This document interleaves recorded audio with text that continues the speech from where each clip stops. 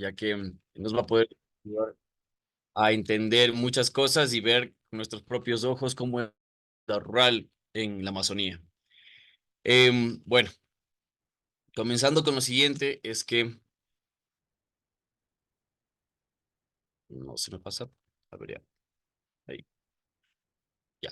¿Por qué decidí hacer el año rural en la Amazonía? Y eso es algo personal, esto es una opinión mía propia, no estoy diciendo que esto es la decisión correcta, no estoy diciendo que vayan a hacer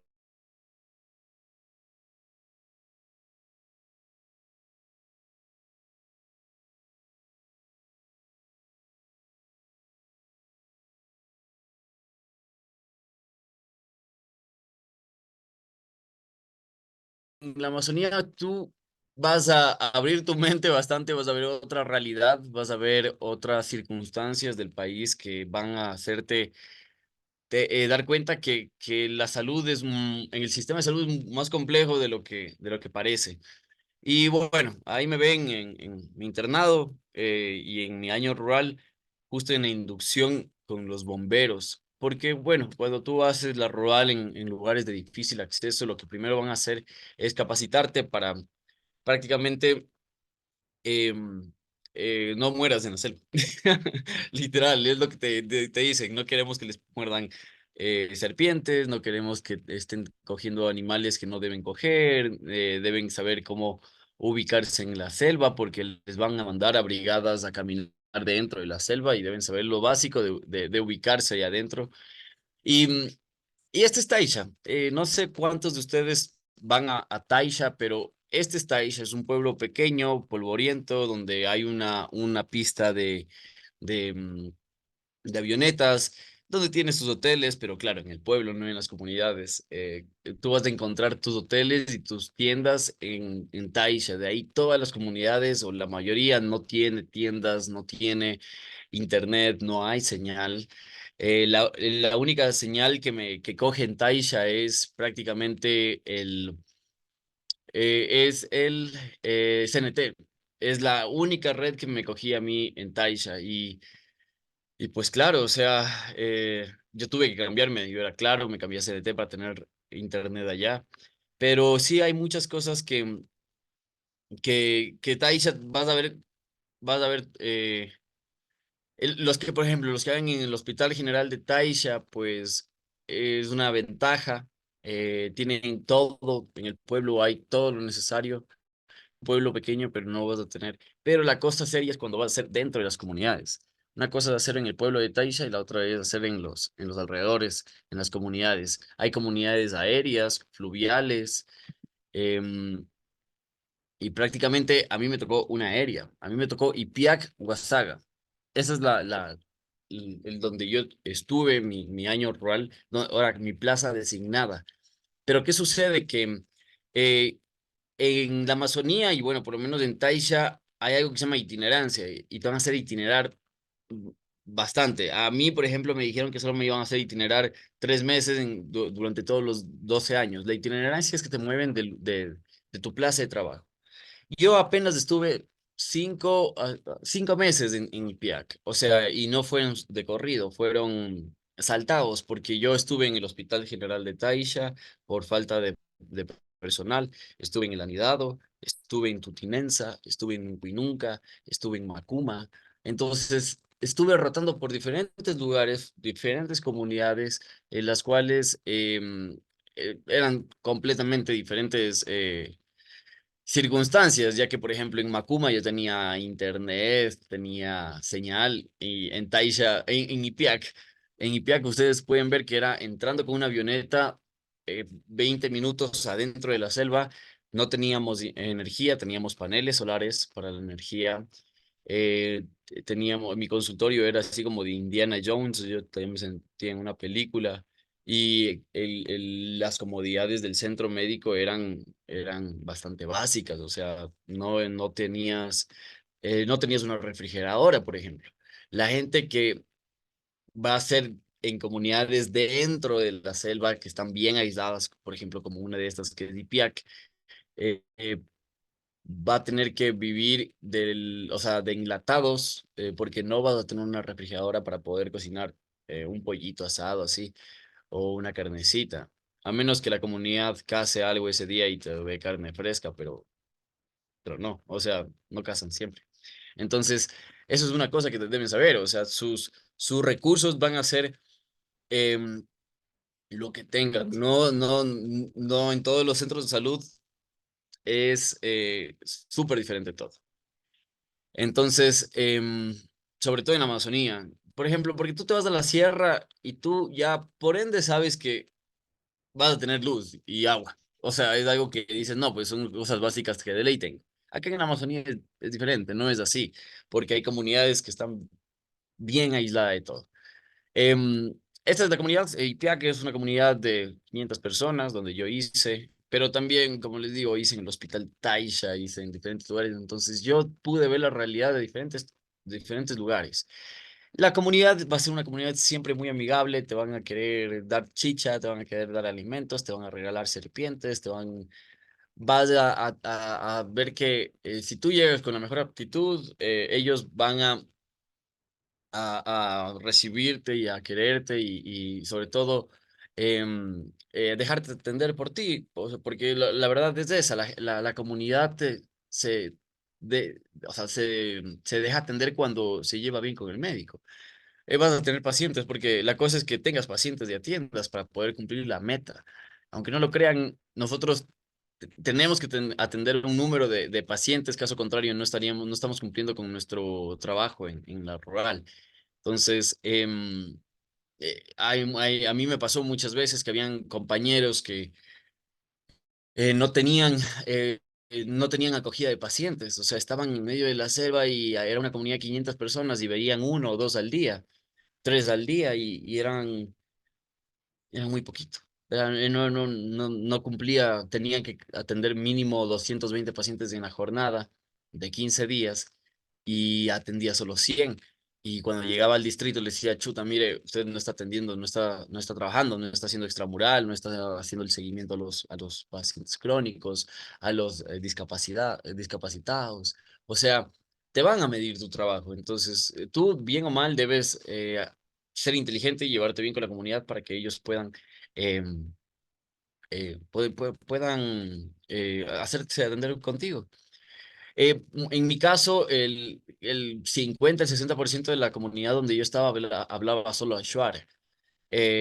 Y pues me daban el TAPS, que normalmente es de la comunidad, y el auxiliar. Ellos son de la comunidad y pues te ayudan traduciendo la mayor parte de los casos. Pero sí hay gente que habla español, pero es un español bastante limitado. Yo en mi caso me acuerdo que atender una mordedura de serpiente era una locura. Cuando hablaban todos,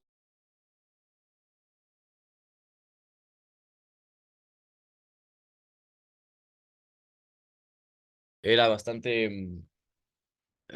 debes ser bastante sereno porque debes tener en cuenta que tú al paciente ahí adentro debes estabilizarlo y mantenerlo un tiempo para que no se te llegue a complicar o no llegue a fallecer. Puedes esperar cualquier cosa y sobre todo de embarazadas, ¿no? Puede pasar todo. Puede que se demore la avioneta, que no haya buen clima para sacar al paciente.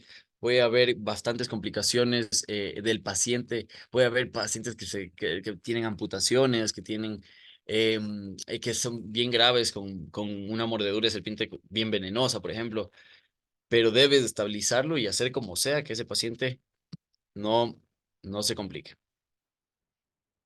A ver, vamos. Ahí está. A ver, está pensando la computadora. Sí se ve, ¿verdad? Sí, Doc, sí, saber.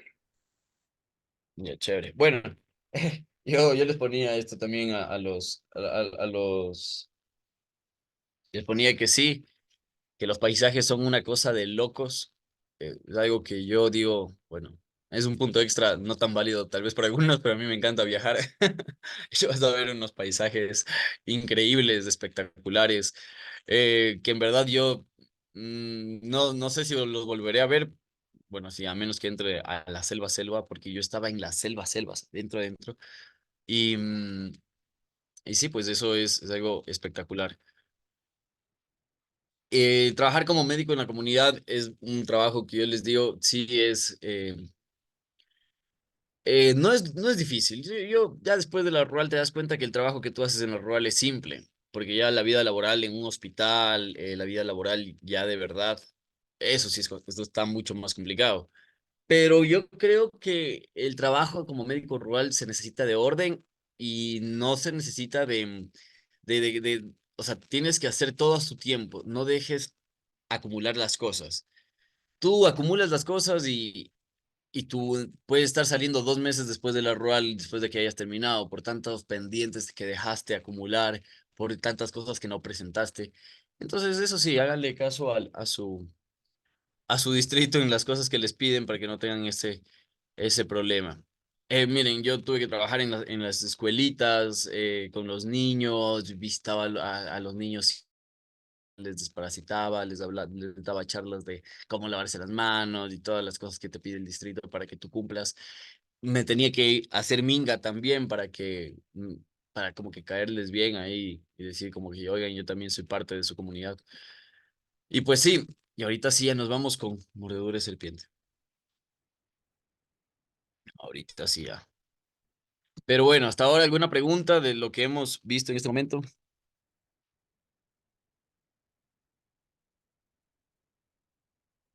Pregunten de lo que hemos conversado en este ratito, pregunten. Si no, ya para continuar con mordedura de serpiente.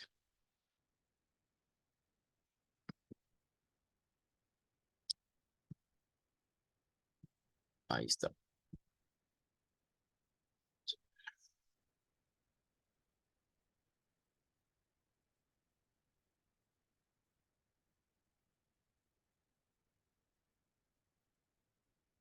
A ver, a ver.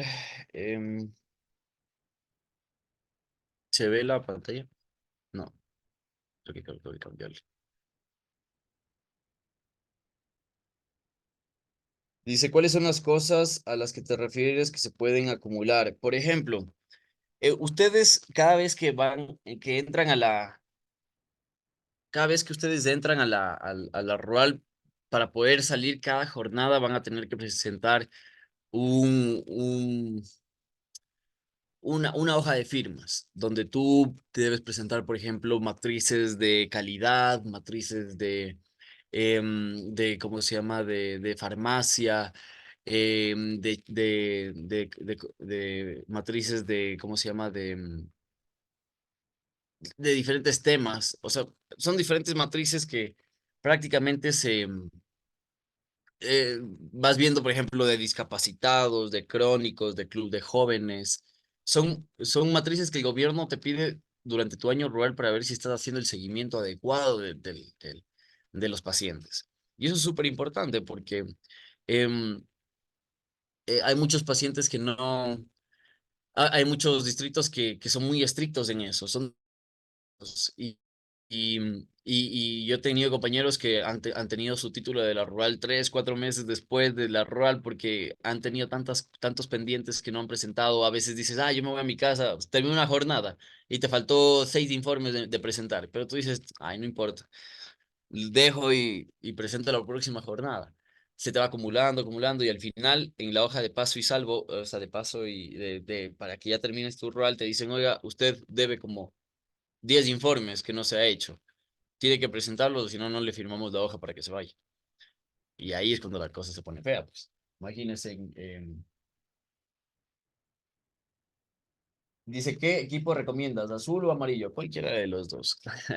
Cualquiera de los dos, pero yo siempre escogí el azul por las fechas eh, que me tocaba la de jornada, pero sí.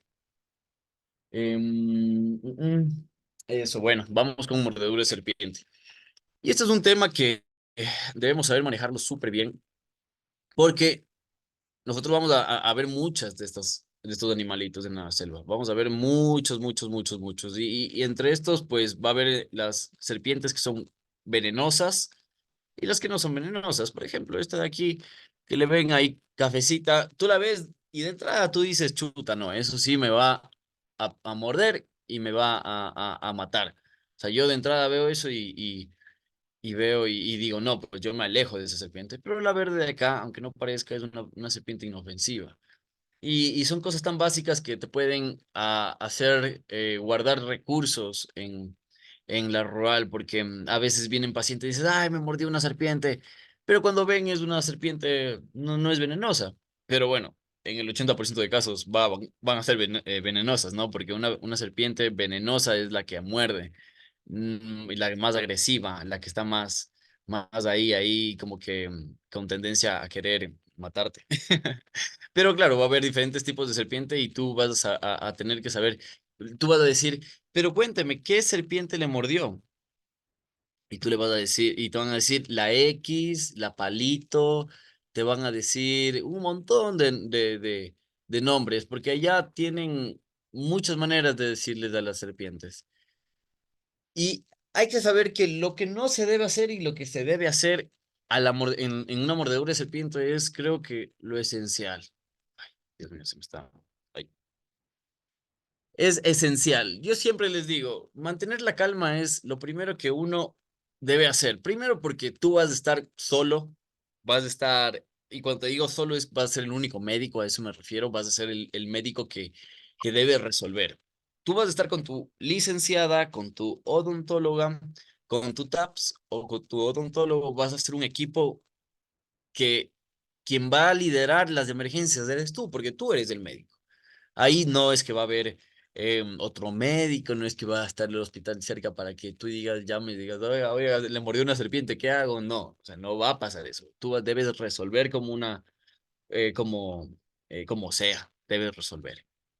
Entonces, em, mantener la calma es lo principal, ordenar bien las ideas y saber que las emergencias deben ser sereno, o sea, no debes alocar. Hagas torniquete. ¿Por qué? Porque el veneno de la serpiente tiene un compuesto que hace que afecta la coagulabilidad de la sangre. Por ende, es una herida muy sangrante. Va a sangrar bastante, no va a parar el sangrado. Y que peor que podemos hacer es compresión en el área o torniquete, porque eso nos va a generar una necrosis mucho más rápida.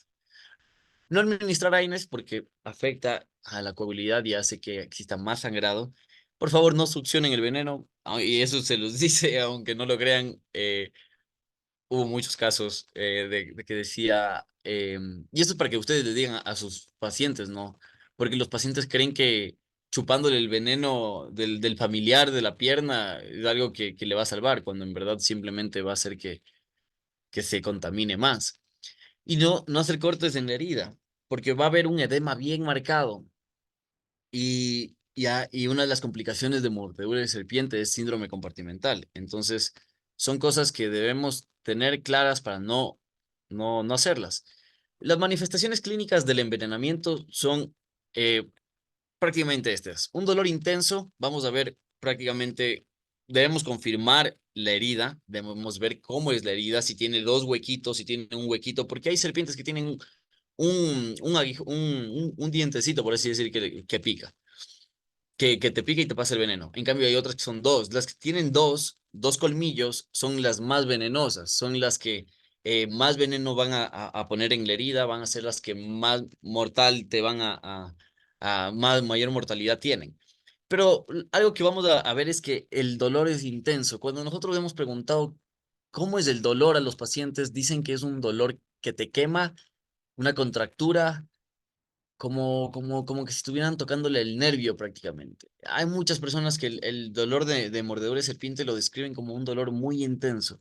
Yo tuve pacientes que me llegaban convulsionando, desmayados por la intensidad del dolor. Y eso es algo que les puede pasar y pueden confundir los síntomas o las manifestaciones clínicas si ven a un paciente demasiado descompensado. El edema en el lugar de la mordedura es algo bastante notorio y es algo que se debe ir marcando. Eso es una ley en hospitales, en consulta externa. El edema, cuando nosotros tenemos un paciente que vamos a darle seguimiento, debemos marcar el edema con un marcador para saber cómo va progresando el edema. Es exactamente lo mismo. Nosotros debemos con la cinta métrica ir midiendo el edema para saber cuánto va aumentando. Porque una de las complicaciones, como les dije, es el síndrome compartimental. Y nadie quiere tener un síndrome compartimental en medio de la cirujano, ni tampoco tiene un quirófano para poder hacer que la presión de esa extremidad baje. Por ende, nosotros debemos ir controlando los síntomas bastante bien, ¿no? La equimosis, el hematoma y los flicternas son síntomas prácticamente que aparecen a las 2, 3 horas después de la mordedura y son clave para nosotros saber cuánto tiempo tenemos ya con la mordedura presente. Porque hay que tener en cuenta que a una persona de la comunidad le muerde una serpiente, pero puede estar a 2 horas del puesto de salud. Porque dentro de la selva, más adentro, viven personas que para llegar a tu centro de salud deben caminar 2 horas.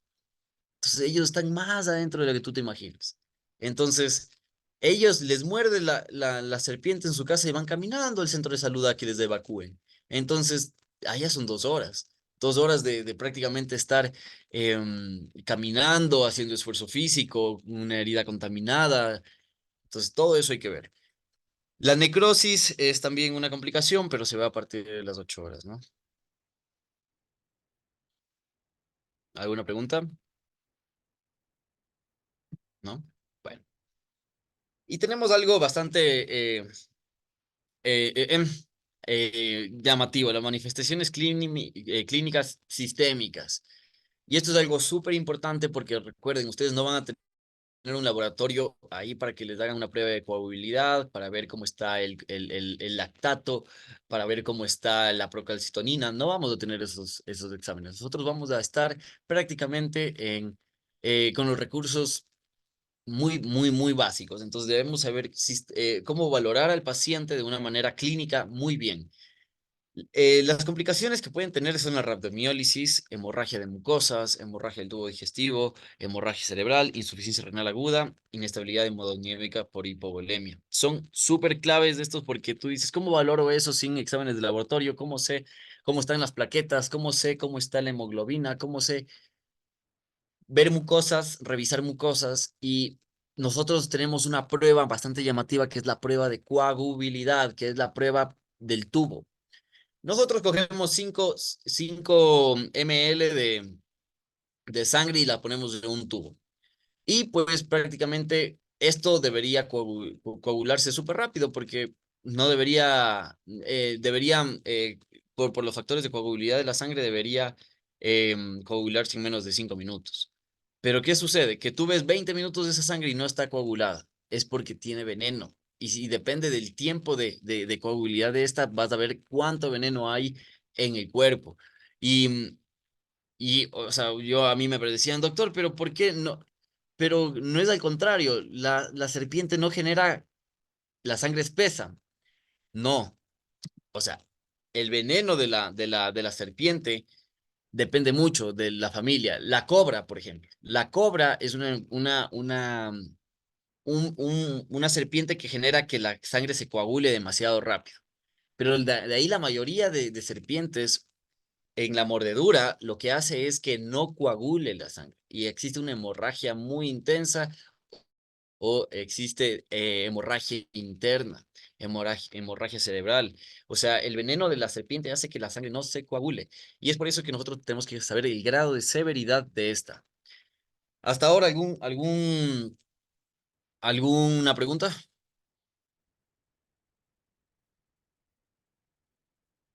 Vamos a ver, han escrito aquí algo. Bueno, creo que vamos bien. Bueno, debemos medir el aspecto de la lesión, el dolor, la prueba de coagulabilidad y las manifestaciones sistémicas. Esas son las cosas que nosotros debemos saber para ver cómo está el grado de envenenamiento. Cuando vamos a ver que no hay un envenenamiento, vamos a ver que es una herida que sí puede haber sido una mordedura, pero no siempre sale veneno de los colmillos de la serpiente. Entonces, el edema local bajo, un eritema leve, un dolor leve, que simplemente fue como un rasguñito. Pero de ahí tenemos el edema, que depende del segmento del miembro donde esté el edema, vamos a saber cuánto veneno ha ingresado en la extremidad. Por ejemplo, digamos que me muerde a mí el dedo o la mano. Sabemos que un segmento es la mano, el otro segmento es el antebrazo y otro segmento es el brazo, ¿verdad? Si a mí me muerde la mano y solo está hinchada la mano, es un edema segmentado con un miembro, ¿verdad? Pero vemos que a las 3 horas el segmento se me va al brazo y es todo el brazo el que está hinchado. Ahí sabemos de entrada que entró mucho veneno al cuerpo y que prácticamente el proceso inflamatorio está siendo bastante severo. Entonces, midiendo el segmento, sabiendo qué segmento prácticamente está en, en, en afectado, y vamos a ver qué tan grave es. El dolor, cuando es intenso, cuando es un dolor que el paciente se retuerce, sabemos que de entrada es grave. Sabemos que de entrada es grave, que no es un medidor clave para saber a qué estamos enfrentándonos. Y bueno, ya vamos a ver que en las manifestaciones clínicas del sangrado de las mucosas solo vamos a ver en moderado y grave, ¿no? Entonces, eso también tenerlo muy, muy en cuenta. A ver. Y este es prácticamente el algoritmo que nosotros vamos a mantener para mordedura de serpiente y que vamos a manejar súper bien. Como les dije, las comunidades van a decir, me mordió un lorito, un palito, un macachi, una cabeza de candado, un X, un shinshi, o sea, tienen un montón de nombres. Y a veces en Achuar te dicen muchos más nombres y tú lo solo debes saber que si le llega mordido una persona, tú sabes que debes hacer lo siguiente. Primero, el manejo del paciente clínico del accidente ofídico. Signos vitales: tensión arterial, frecuencia respiratoria, frecuencia cardíaca y saturación. Clave. Antes de cualquier cosa, antes de yo pasarle medicamentos, antes de comenzarle hacerle la anamnesis, de entrada, la prueba de coagulación. Yo ya sé que me dicen en la entrada que el paciente le mordió una serpiente, cojo signos vitales y hago la prueba de coagulabilidad. No pregunto más, o sea, no estés haciendo la prueba de coagulabilidad antes porque necesitamos, como es una prueba rústica, que es simplemente sacar la sangre, poner un tubo y esperar, eso pues son 20 minutos. Entonces, mientras tú ya estás haciendo todo el manejo clínico, pues después vas a revisar el tubito si se coaguló o no. La hidratación intravenosa, de preferencia, solución saligna, lactato de Ringe. No usar dextroxa. Asepsia y antiasepsia de la lesión, súper importante. Y esto es algo que yo digo, la asepsia y la antiasepsia en estos lugares es complicada. No esperen hacerle una asepsia de que el paciente esté completamente limpio, pero no es así. Se hace rústicamente lo que se puede de la herida. Son pacientes que en verdad entonces están siempre con lodo, tan sucios, porque también trabajan en el campo. Hay que ponerle en una posición neutra. Y esto es lo que les digo, observar y medir la lesión para saber qué grado está, porque si yo me comunico con el distrito, ¿no? Normalmente te comunicas con el internet satelital, en el distrito te comunicas y dices, tengo un paciente de tal, paciente joven de 24 años de edad, sin antecedentes llamativos, que sufre mordedura de serpiente con las siguientes características. Tenemos de un miembro, ahí le mides, ¿no? Y le mandas la medida del miembro afectado con relación al miembro normal que no está siendo afectado. Para que vean. ¿Por qué? Si no mandas las medidas de la lesión, no te evacúan tan rápido. No ven que es una emergencia. Porque el distrito para sacar un paciente debe valorar si en verdad necesita hospitalización o no. Y aunque no lo creas, todas las mordeduras de serpiente no necesitan hospitalización. Cuando son leves o medias, con el suero antiofídico que tenemos en el centro de salud, es más que suficiente. Pero nosotros debemos ir reportando la lesión, en la condición del paciente para que ellos digan, ah, no, mira, eso es algo grave, hay que evacuar a ese paciente y te mandan la avioneta. Entonces, por el bien de tuyo y por el bien del paciente, debes valorar bien eso no te sucede. El llenado de la ficha epidemiológica, como les digo, los documentos del papeleo de la Amazonía, de la rural, deben hacerlo al momento, no dejen pasar tiempo, porque después cuando tú terminas de presentar tu jornada, dicen los de epidemiología, dicen, doctor, pero usted tuvo 3 mordeduras de serpiente. ¿Y dónde están los documentos? Y tú dices, chuta, a preguntar al paciente para coger la información y nunca le hiciste esos documentos. Son cosas tan pequeñas que aunque no lo crean, uno en la hora de la emergencia no toma en cuenta y no lo quiere hacer y después deja pasar y tienes pendientes de ahí que resolver. Los analgésicos en el adulto usamos paracetamol, en los niños Usamos tramadol en gotas, que es mucho más efectivo porque como tienen umbral de dolor más bajo, o sea, verá, se usa paracetamol por el kilogramo de peso se usa de entrada el paracetamol, pero en muchos de los casos el dolor es tan intenso que el paracetamol no le hace cosquillas ni cosquillas al paciente y lo que nosotros hacemos en niños para controlar es tramadol en gotas de 10 a 15 gotas cada 4 horas. Es como que una dosis estándar para controlar el dolor específicamente en mordedura de serpiente. El tramadol también en adultos de 50 a 100 miligramos cada 6 horas, cada 8 horas es ideal. Lo ideal es intravenoso, vía oral. Es simplemente o sea, cuando tolera vía oral, porque a veces no toleran vía oral y eso pues es una complicación también. Y antes de nosotros poner el suero antiofídico, lo que hacemos es prácticamente aplicar el toxoide tetánico, porque hay que tener en cuenta que la mordedura de serpiente no solo viene con veneno, ¿no? Sino viene con toxinas o viene también con microorganismos y por protocolo nosotros ponemos el toxoide tetánico para que el paciente no tenga ninguna complicación por otro microorganismo, ¿no?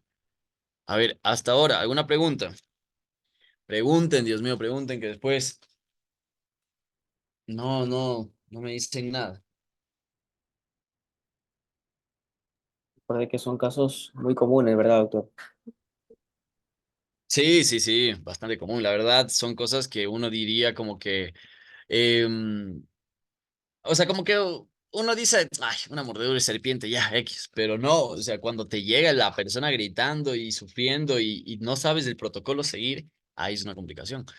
Y, y yo he tenido compañeros que por ejemplo, han tenido pacientes que han fallecido por picadura de alacrán o picadura de serpiente. La picadura de alacrán prácticamente se maneja de la misma manera. Pero, por ejemplo, si a ustedes les llega un niño de 4 años, menor de 4 años, mordido por una serpiente o picado por un alacrán, es una muerte segura. Tiene un 90% de mortalidad. Y no creo que quieran que se les muera un niño en la Amazonía, ¿verdad? Entonces, ustedes deben saber cómo manejar esto súper rápido para que no pase eso. Porque, como les digo, eh, ustedes no saben a quién le va a morder en la comunidad una serpiente. Y dónde le va a morder, porque también si muerden el cuello de la persona, pues tenemos un lapso de 2, 3 horas de vida del paciente. Entonces, son cosas que deben saber manejarlo súper bien, ¿sí? Y aquí está el envenenamiento leve, moderado y envenenamiento severo. Como les dije, es súper sencillo de valorar con los segmentos, con el tipo de sangrado y con los síntomas. La verdad, no es nada del otro mundo. Igual esta presentación les voy a pasar para que la tengan, la revisen y puedan ver. Pero, ¿qué es lo que me estoy olvidando? ¿Qué pasa? Como les dije, la mordedura de serpiente no solo viene con veneno. ¿Qué hacemos? ¿Qué es lo que hace falta? Mm, ujú, ujú, ujú. El antibiótico. En cualquier tipo de accidente donde exista una herida abierta, una herida sangrante, nosotros tenemos un protocolo de antibiótico. Y entre eso, pues vamos a ver que el primer esquema en una mordedura de serpiente es la penicilina más metronidazol o clindamicina. Es lo primero que debemos hacer, o sea, es el primer esquema. El segundo esquema es cipro, metronidazol o clindamicina o en muchos de los casos se valora la triple terapia para poder poner cipro, metro, gentamicina o metronidazol y gentamicina. Pero estos son los medicamentos como de elección que nosotros tenga leve, moderado o severo, se debe poner, porque es una herida abierta y una herida sangrante. Entonces, una vez que ya ponemos el antibiótico, estabilizamos al paciente, hacemos la prueba de coagulabilidad, hacemos todo lo que les hemos hablado, em, nosotros sabemos cuántos frascos de suero antiofídico usar dependiendo del estado, el grado de severidad. Nosotros sabemos que cuando es un envenenamiento leve, nosotros vamos a poner 4 frascos de suero antiofídico, pero eso debemos medirlo bien. ¿Y cómo sabemos que hacemos una buena medida del área afectada? Cuando vemos que son, pasa 30 minutos después de haberle hecho la toma de la medida, del dolor, del desangrado y no vemos cambio aparente. Ya, eso es una buena señal. Sabemos que es un envenenamiento leve. Pero a la 1 hora y media no hay ningún cambio. Excelente, perfecto. Tenemos un envenenamiento leve. Pero si vemos que progresa demasiado rápido y vemos que el paciente no cesa el dolor, está con un segmento demasiado, y tiene el segmento que ya llega a pecho, a brazo, ya sabemos que es un grado moderado severo. Y ahí, pues nosotros vamos a tener la cantidad de sueros antiofídicos. 4, 8 y 12 es la clave. 4 en leve, 8 en moderado y 12 en severo. Son bastantes frascos y muchas de las veces no van a tener esta cantidad de frascos para poder, no van a tener esta cantidad de frascos para poder solventar las emergencias. Entonces, como les digo, deben medir bien porque tal vez solo tengan 8 frascos y es un envenenamiento severo, entonces por lo cual lo que tú haces es estabilizar al paciente y después mandarlo al hospital en una avioneta para que complete el tratamiento en el hospital. Y bueno, el 70% de casos se va al hospital, el 30% se puede decir que son manejados en el centro de salud. La prueba de coagulabilidad se debe hacer mínimo 4 veces y sobre todo en intervalos de 3 a 4 horas o 2 horas, dependiendo de en cuánto tiempo vaya a ser evacuado el paciente. Y es algo que tú dices, pero ¿cómo puede ser? ¿Cómo es posible que a un paciente lo evacúen 12 horas después? Verás, el problema es que en la selva tú no, tú no controlas el clima y no sabes si todo el día va a llover y la avioneta no puede entrar a sacar al paciente.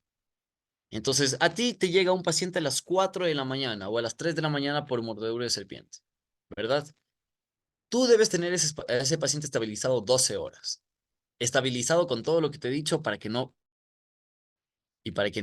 entre en una complicación. Entonces, lo estabilizas y quién sabe a las 2 3 de la tarde y amanece lloviendo y llueve toda la mañana. Quién sabe, recién a las 2 3 de la tarde están sacando ese paciente. Y debes mantenerlo estable todas esas horas para que cuando llegue al hospital digan, ve, el médico rural lo ha estabilizado bien, ha hecho bien su control y el paciente dejado en el hospital. No hay que colocar hielo en las heridas, hay que tratar de hacer un buen seguimiento del paciente. Y pues en embarazo no hay contraindicación, en el embarazo igual se pone el suero antiofídico. El suero en pediatría, el volumen, y esto es algo súper importante. em, la prueba anafiláctica del suero antiofídico, y esto es algo que tenía que haberlo dicho antes, es súper importante que cuando nosotros estemos pasando el suero, el suero antiofídico, valoremos los 3 primeros minutos de que llega en contacto con el paciente, que ya comienza a tener reacción con el paciente. ¿Por qué?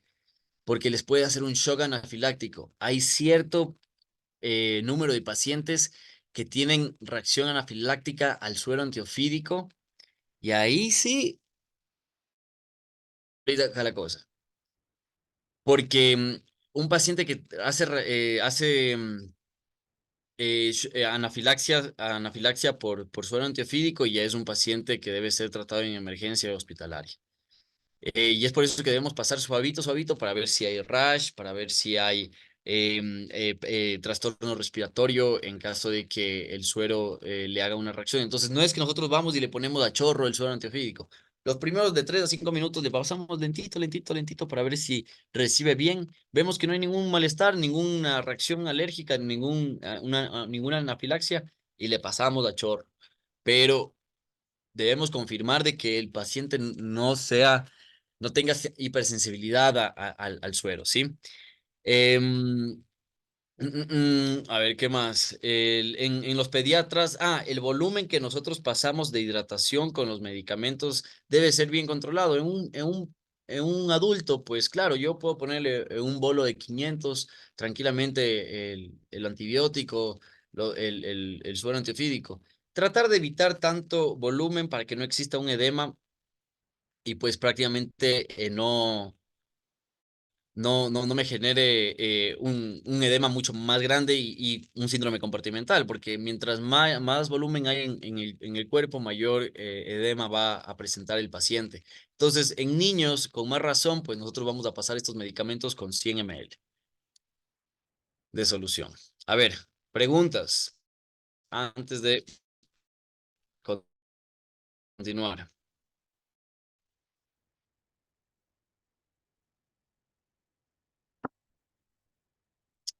No sean tímidos, por favor.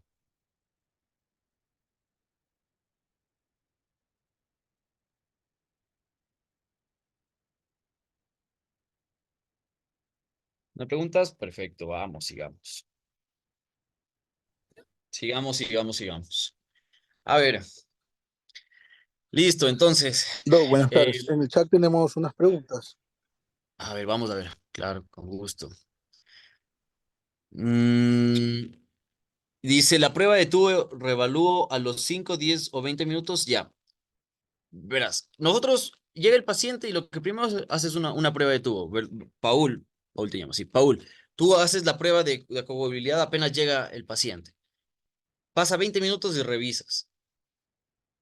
La verdad, lo aconsejable es hacerlo em, a la hora de haber ya pasado el suero antiofídico y después 2 horas una vez que ya esté estabilizado para ver si el envenenamiento bajó o sigue con altos grados de envenenamiento. Esto es porque el hecho de estarle sacando sangre también al paciente es contraproducente. Hay que tener en cuenta de que nosotros debemos pinchar al paciente, sacarle la sangre solo cuando sea necesario, porque el veneno de la serpiente hace que sangre bastante. Yo me acuerdo que, chuta, tenía pacientes que me sangraban, no, o sea, tenían, aparte de que les había mordido la serpiente, se habían caído y estaban sangrando por diferentes partes del cuerpo. Y loco, porque tú ves cómo sangran las heridas y no cesan y toca estar haciendo presión, tratar Entonces, lo que no queremos es hacer que el paciente sangre tanto, ¿no?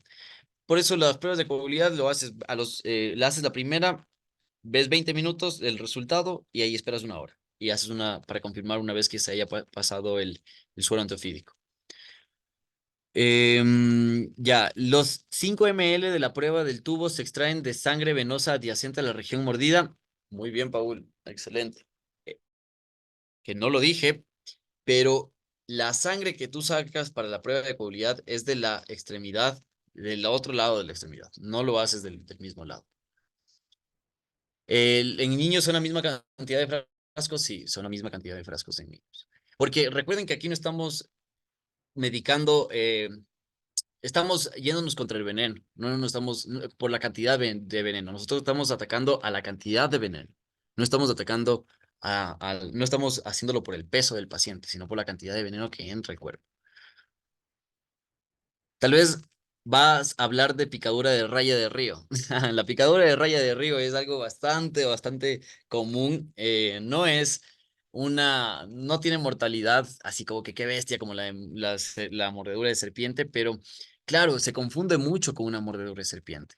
Y la picadura, cuando no sabemos qué picó a la persona, qué mordió a la persona, no tenemos que dudar, igual debemos seguir el protocolo de leve, moderado, grave de suelo antiofídico, ¿no? O sea, por ejemplo, si yo no estoy seguro de que porque como les dije, o sea, el veneno, o sea, la boquita de la serpiente puede ser 2 colmillos o uno solo, y puede ser una serpiente venenosa con un solo colmillo. Sí hay antecedentes de que cuando son 2 colmillos, pues sabemos que tiene mayor grado de envenenamiento. Pero cuando está uno, existe un grado de envenenamiento y eso es algo que debemos saber. Y no vamos a estar diciendo, ay, no, esa es una pecadora de raya de río, no le voy a poner el suero. Y quién sabe si fue una serpiente de agua, por ejemplo. Entonces, no debemos, o sea, debemos dar el tratamiento por los síntomas del paciente, no asumiendo si le mordió o le picó a alguien. Bueno, este de aquí, como vemos, es un resumen prácticamente para saber el tipo de envenenamiento grave, no es nada del otro mundo. Les voy a mandar esto también para que lo tengan. Vamos ahí. Ahí. Ahí. Ya. Leishmaniasis. Vamos a continuar con leishmaniasis, que es un tema muy, muy, muy chévere.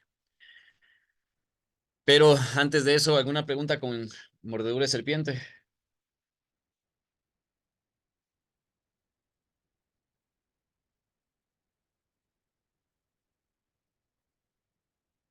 No.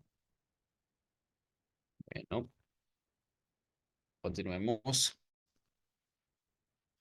La leishmaniasis. ¿Quién vio leishmaniasis? Creo que todos vimos leishmaniasis en la universidad y creo que todos tuvimos esos casos horribles de leishmaniasis cutánea que veíamos deformado a los pacientes, las úlceras chiclosas, ¿no? Son las típicas que uno dice, chuta, qué feo, yo no quisiera que me dé eso cuando vaya a hacer la rural, pues sí, es algo que también debes cuidarte cuando estés haciendo la rural porque te puede dar leishmaniasis.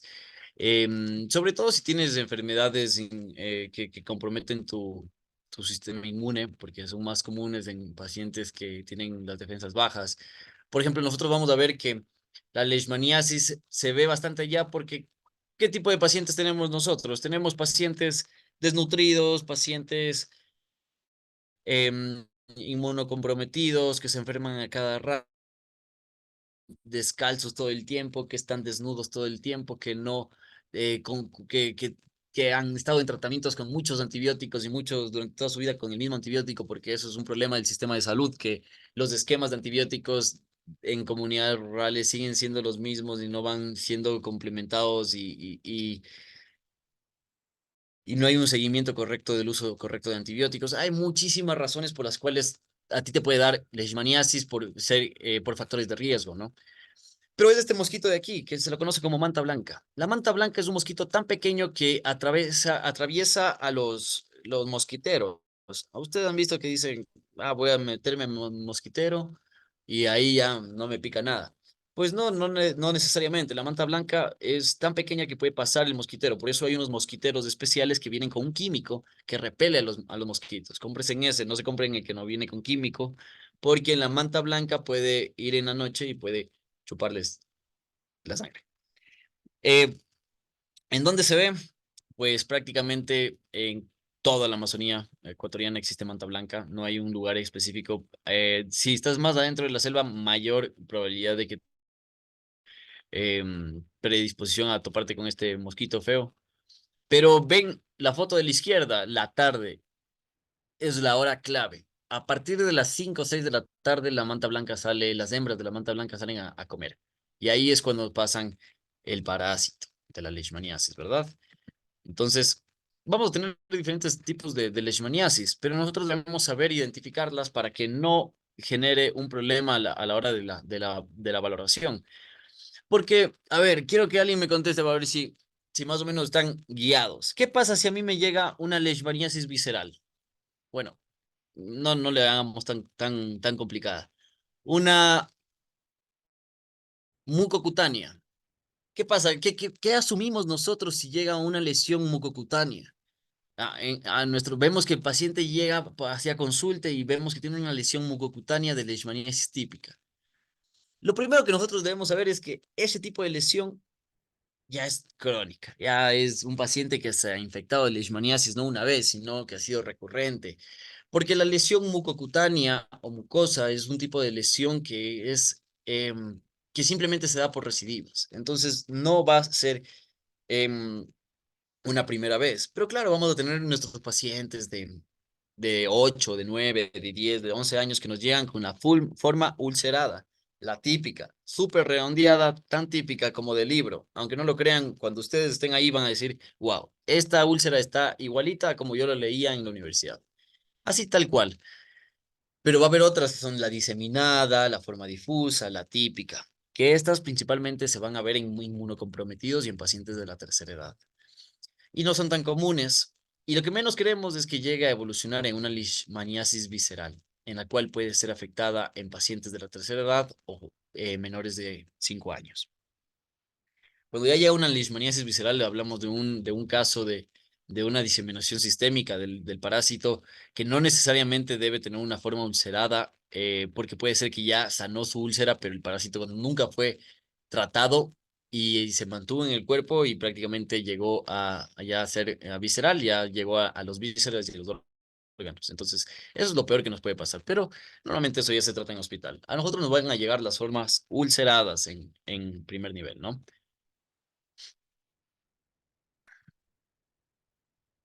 Y aquí es como les digo, o sea, me encantaría yo tener un laboratorio para hacer un frotis, algunos centros de salud van a poder tener esa suerte. Yo estuve en centros de salud donde hubo laboratorio. Entonces yo le decía al laboratorista, oiga, voy a hacer un frotis de piel para que me vea si hay leishmania o no hay leishmania. Y el man me decía, de una. Son laboratoristas que ya tienen mucha experiencia en áreas tropicales, en áreas rurales, entonces lo hacen de una, lo hacen rápido y normalmente son personas de la comunidad mismo que son formados como laboratoristas. Entonces tienen mucha experiencia, entonces hacen el frotis y tú ves y dices, confirmas de una que es leishmania. Pero cuando no tenemos laboratorio, pues vamos a ver que es una picadura de mosquito mucho más dolorosa. No es el típico, ay, me pica. Y si ven en la B, es como un mosquito bastante agresivo, un mosquito que te fue a hacer daño en verdad. Imitando, yo veo eso y yo ya digo, no, pues, o sea, es una picadura que poco a poco se va abriendo, ¿no? Vas a tener un huequito chiquitito como una picadura, pero al día siguiente lo vas a ver más grande. Y tú dices, al día siguiente, aunque no lo crean, la leishmania en 2 semanas puede evolucionar rapidísimo. O sea, yo he visto a niños con úlceras en, en toda la cara en menos de 2 semanas y comenzaron con una picadura. Entonces, ¿cuáles son las características? Bordes bien definidos, bordes son lisos con presencia de una costra amarillenta. Súper básico, no hay por dónde perderse. Porque tú ves eso y dices, "Mm, esto puede ser leishmania, ¿verdad?" No sé si me estoy explicando bien, pero cualquier cosa me preguntan, me dicen, doctor, tengo esta duda. Como les dije, si ustedes tienen laboratorio y son bendecidos y afortunados, pues van a poder encontrar los damastigotes en el frotis que uno hace en la piel, pero no siempre tenemos laboratorio, pero bueno. Y como les digo, diferenciar entre cutánea y mucocutánea es esencial porque a veces las lesiones pueden estar muy cerca de las mucosas y nosotros no sabemos si es considerado una cutánea o una mucocutánea. Cuando nosotros vemos lesiones muy cerca de mucosas, yo lo mando al hospital. ¿Por qué? Porque yo no voy a estar todo el tiempo en seguimiento de ese paciente en su casa para ver cómo la lesión va avanzando.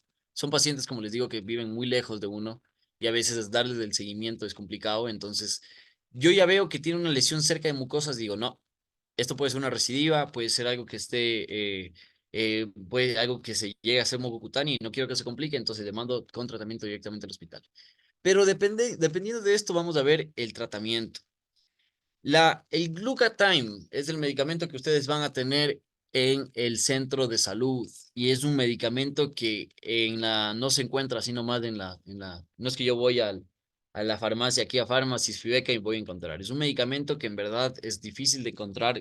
Normalmente el Ministerio de Salud Pública se encarga de su gestión y en los centros de salud siempre hay. Yo, por lo menos en los centros que yo estuve, nunca me faltó Glucantime porque es un medicamento súper importante para tratar leishmania en niños, adultos y pacientes de la tercera edad. Vamos a ver cómo se pone el gluten. Ahí,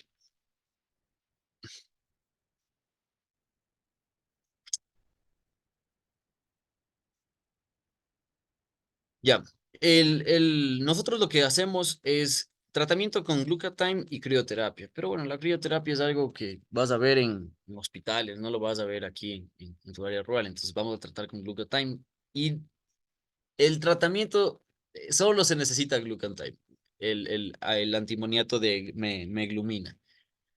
Es lo único que requieres, no necesitas de más para poder hacer curar esas lesiones. Es este de aquí, viene en esta presentación, y lo que nosotros hacemos es un tratamiento prácticamente calculando el peso del paciente por la dosis, que es 20 miligramos por kilogramo de peso, pero no sobrepasamos los 10 ml en cada glúteo, porque esto se coloca intramuscularmente en los glúteos para tratar. No podemos sobrepasar los 10 ml en cada glúteo. Normalmente se llega en todo paciente. Si la dosis, por ejemplo, si tú le calculas por el peso del paciente y la dosis se te pasa, tú debes calcularle la dosis estándar, que es de 7.5 ml en cada glúteo de medicamento por 20 a 28 días. No es nada del otro mundo. El tratamiento es exactamente eso. Cuando hablamos de enfermedades tropicales, los tratamientos son estandarizados obvio, por un peso, pero sobre todo por una dosis máxima que hay que cumplir, ya que son parásitos o microorganismos o toxinas muy agresivas que deben ser tratadas lo antes posible. Son todos los días las inyecciones, así que ya se imaginan el dolor, porque sí es un medicamento doloroso, no es un medicamento que así tan facilito, es un medicamento que duele. Entonces yo me acuerdo que yo tenía una niña de 15 años que venía a inyectarse todos los días y era obligada por la mamá. Y me odiaba esa niña porque chuta, todos los días pincharle 7.5 ml de glutathione en cada nalga era cosa seria. Entonces, pobrecita, sí. Pero les voy a mandar un artículo en el cual ustedes van a poder ver cómo se administra este medicamento, pero como les digo, no es nada del otro mundo, es 20 miligramos por kilogramo de peso y se calcula en ampollas y lo máximo que se debe establecer es que no debe pasar los 10 ml en cada glúteo y 7.5 en cada glúteo por 20 días. Súper sencillo, no hay por dónde perderse. Y tenemos este tipo de lesión que nosotros vamos inyectando el medicamento al paciente intramuscular. Ay, me olvidé de algo. Este medicamento de aquí también se lo inyecta directamente en la lesión, pero cuando son especialistas tropicales, como no somos especialistas aún, no hagan eso que pueden generar una lesión, un daño en la lesión. Em, el medicamento se le pone intramuscular, pero existe la aplicación cuando ya es muy agresiva, que solo se lo hace en hospital, es poner la lesión, poner el medicamento directamente en la lesión, pero eso solo se lo hace intrahospitalariamente. Vamos a ver que la lesión es así y va sanando, sanando, sanando, sanando. Este es el progreso adecuado de la lesión. Si nosotros vemos que a los 5, a los 7 días no está yendo así, algo está pasando, no asumimos que puede ser una infección sistémica, que existe una resistencia al medicamento, que existe tal vez un paciente que tiene muchas recidivas, entonces es un paciente que necesita tratamiento hospitalario. Ahí estoy yo. Miren, ven al niño que tiene la cosa en la cabeza. Él tiene leishmaniasis, tenía toda la cabeza, y estaba rapado porque tenía unas cosas horribles. Pero se curó. Y ahí estábamos comiendo eh, una sopita que me dieron con yuca. Malaria o paludismo es otro tema que vamos a ver y este es el último tema que vamos a ver. Pero antes de eso necesito saber si todo está bien, si todo han comprendido.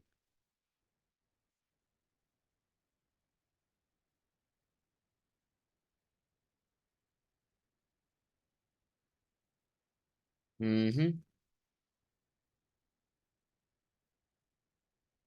¿No hay preguntas? Bueno, vamos con eh, malaria o paludismo. Entonces, bueno, la malaria o el paludismo ay, es algo bastante común y también es transmitido por este mosquito de aquí, pero es un mosquito que,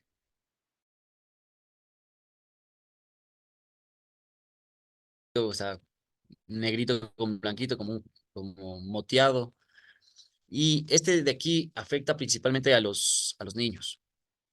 Por eso he puesto una foto de los niños y son como que los principales afectados de esta enfermedad.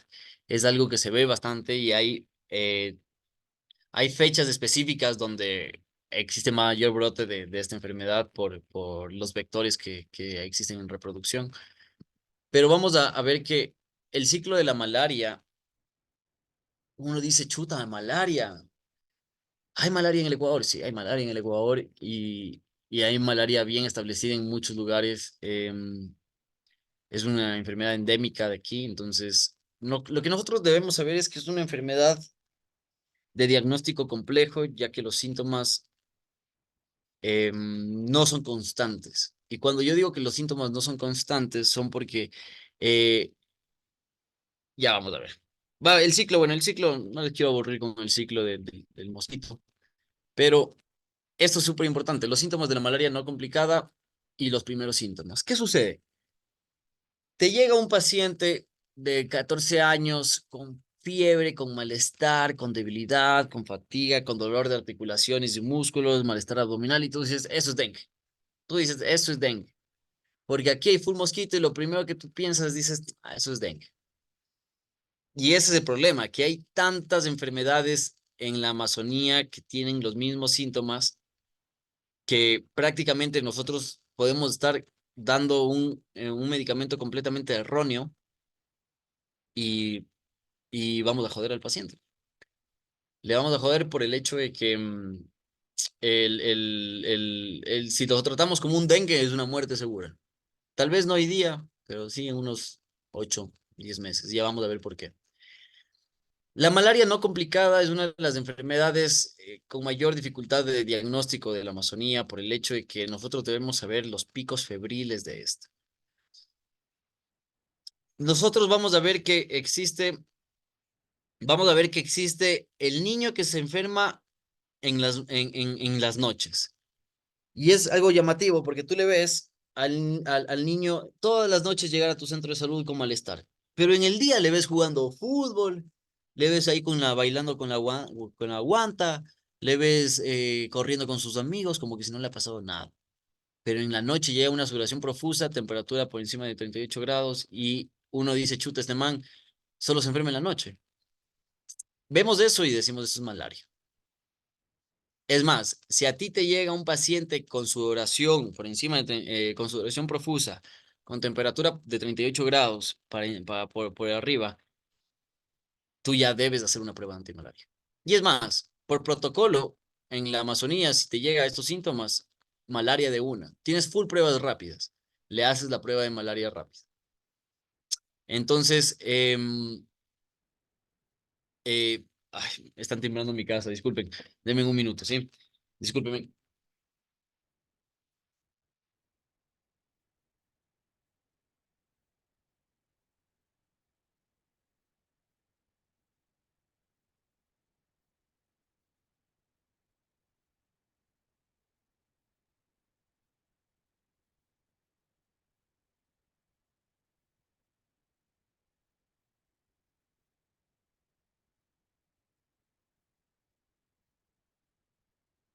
Ya, listo, discúlpeme. A ver, estábamos en la sintomatología, ¿no? De la malaria. Entonces, sabemos que la sintomatología aquí es importante y de lo que hemos conversado, los síntomas a la hora del diagnóstico en enfermedades tropicales, en enfermedades de este tipo, es todo. Tú puedes tener el mejor laboratorio, pero si no sabes hacer una buena clínica, no vas a hacer nada, no vas a poder saber ni dónde estás parado. Entonces, la clínica es súper importante. ¿Y por qué es tan importante diagnosticar a tiempo la malaria? Porque la malaria parece que es una enfermedad así nomás, pero el problema es que la malaria, como muchas de las enfermedades tropicales, afecta la coagulabilidad de la sangre y lo que nosotros, en este caso, afecta que la sangre genere coágulos, que estos pueden terminar en hipoxia local, puede dañar daño cerebral, edema pulmonar, necrosis tubular aguda, insuficiencia renal aguda, y en mujeres embarazadas un aborto espontáneo y bajo peso. Pero esto no es que me pica a mí el mosquito y a las 2 semanas me da una convulsión o entro en coma o un edema pulmonar o una necrosis tubular. No, no, no es así. Eh, la malaria te mata lentamente. Eh, Te vas a enfermar 2 semanas horrible y después te curas, entre comillas. Pasa 6 meses y ¡pap! Un derrame cerebral, un, una hipoxia local, una necrosis tubular aguda, una insuficiencia renal aguda. Y tú dices, qué raro este paciente, qué bestia, se murió con una insuficiencia renal aguda. Qué raro que alguien en la Amazonía se muera con una insuficiencia renal aguda, porque eso es otra cosa. Ustedes las enfermedades típicas de la Amazonía no lo van a encontrar, no van a encontrar diabéticos, no van a encontrar hipertensos en cantidad. Yo me acuerdo que tenía un diabético en la comunidad, tenía como 3 hipertensos en toda la comunidad. Las enfermedades que nosotros tenemos aquí en el día a día no hay allá, no son comunes. Allá, que alguien se muera de cáncer, que alguien se muera de una insuficiencia renal aguda, es raro, en lugares muy aislados, de difícil acceso. la gente se muere por enfermedades locales o por enfermedades ya crónicas diagnosticadas desde mucho tiempo que va con su genética o con su alimentación, pero no se mueren de cosas que en el día a día de la ciudad nosotros vemos. Entonces, es importante tratar porque las complicaciones pueden llegar a ser silenciosas, más o menos. Entonces, eso es algo que nosotros debemos saber. La, los signos clínicos para descartar una complicación del paciente son esenciales. Los signos neurológicos, pulmonares, variaciones extremas de la temperatura y trastornos gastrointestinales.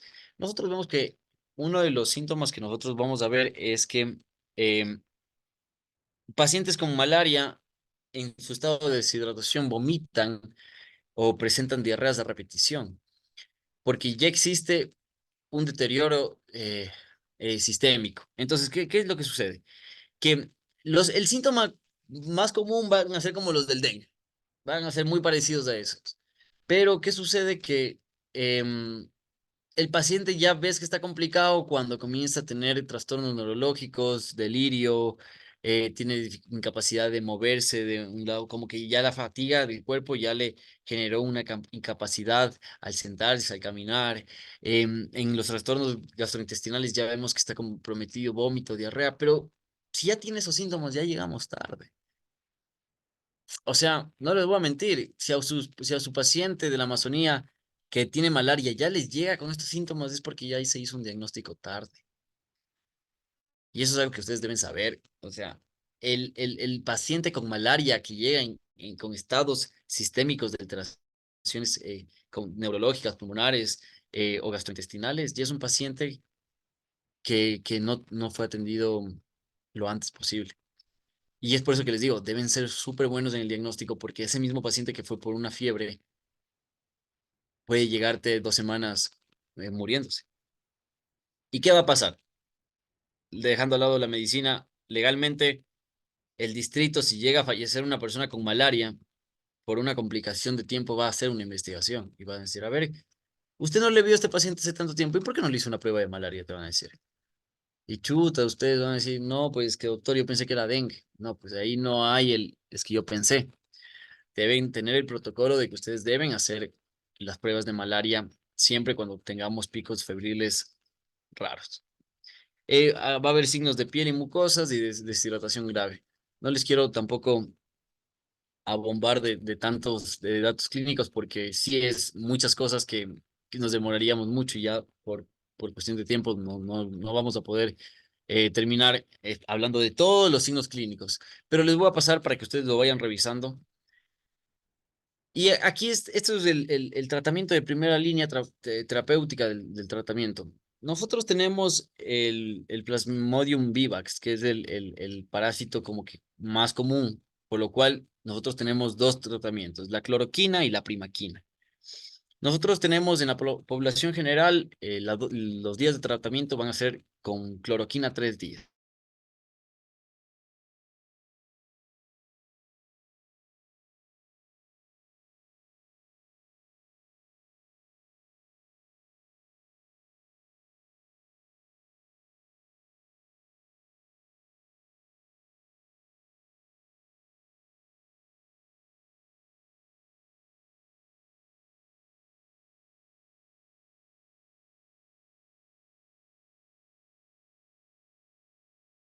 La terapia inicial de mujeres embarazadas. eh, Lo único que nosotros debemos saber es que en mujeres embarazadas el gramaje del medicamento solo varía en 5 miligramos por kilogramo de peso antes de los 6 meses, pero prácticamente vamos a tratar a las mujeres embarazadas con cloroquina. Ese es el medicamento de elección. Nosotros solo vamos a tratar con cloroquina, no vamos a tratar con primaquina porque está contraindicado. Y en la población general, pues las tabletas de primaquina vienen en dosis de 7,5 y 15 miligramos. Nosotros vamos a calcular por 0,50 miligramos por kilogramos de peso por 14 días. Tenemos tratamiento de cloroquina por 3 días bien establecido y tratamiento de primaquina por 14 días. Tú das esos medicamentos y ve, santo remedio. ese man vuelve a jugar fútbol, llega a ser como si no ha pasado nada. Son súper efectivos tratamientos, no llega a haber una recidiva con estos medicamentos, son bien tratados y pues tenemos otros tratamientos para el falciparum, que es otro tipo de parásito que es característico de la malaria porque tienen diferentes familias, pero el falciparum se ve menos, el que más se ve es el Vivax y es el que más tenemos aquí en el Ecuador.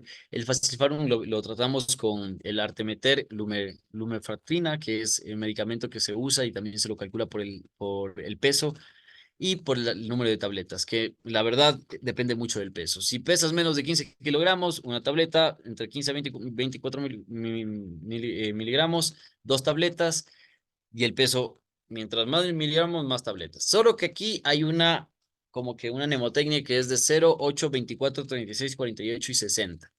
Nosotros vamos a dar la cantidad de tabletas dependiendo las horas del tratamiento. Comenzamos, la hora cero comenzamos con, digamos que yo peso, bueno, digamos que te llega un paciente con 25 kilogramos de peso, que te llega un paciente. La hora cero le das 3 tabletas y de ahí le das a las 8 horas y de ahí le das a las 24 horas y de ahí le das a las 36 horas y de ahí les das a las 48 horas y ahí a las 60.